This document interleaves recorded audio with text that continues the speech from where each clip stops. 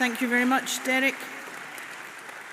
Our next speaker on Resolution 24, moving the amendment, will be Chris Hanlon, and Chris will be followed, seconding the amendment, by David Gilchrist of Leith Walk, who is a first-time speaker at conference. Welcome to Chris. Morning, conference. I'll try to be brief.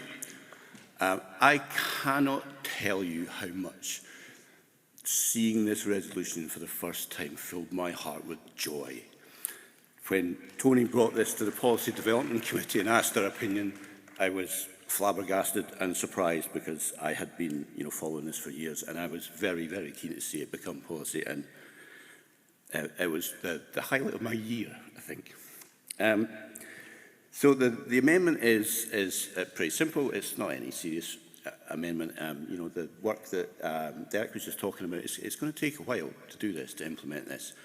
And,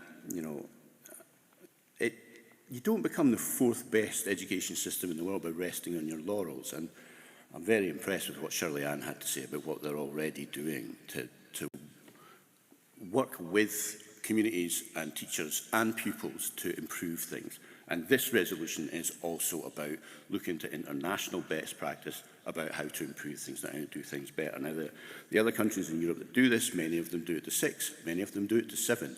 And do you know the ones that are performing the best? They do it to 7. So while we're in the process of implementing this, I think it's reasonable to watch what's happening, to measure what the results are, and to leave the door open to continuing on to 7 if that seems like something that's going to be productive and it's going to be the best thing for the next generation of our kids. Thank you very much.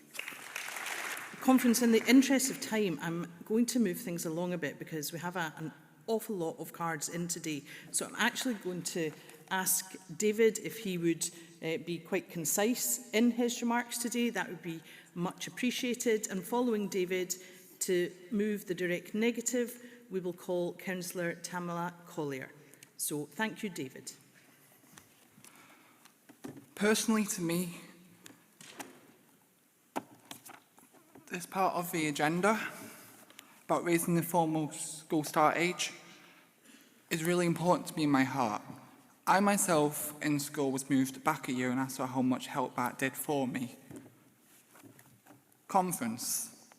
By raising the formal school start age, we make ourselves closer to our Nordic neighbours who are internationally recognised for starting at the ages of 5 to 6.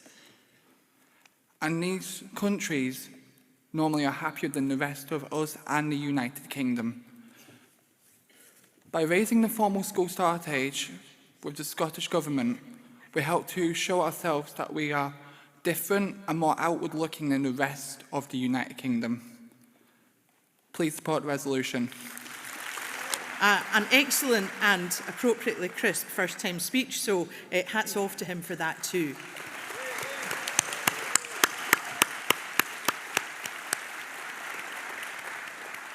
Now, delegates, to move the direct negative to Resolution 24, please welcome Councillor Tamala Collier of Cromarty Firth branch, and she will be followed, speaking in favour of the resolution, by Sharon Trish, another first-time speaker of Strathearn branch. Welcome, Tamala.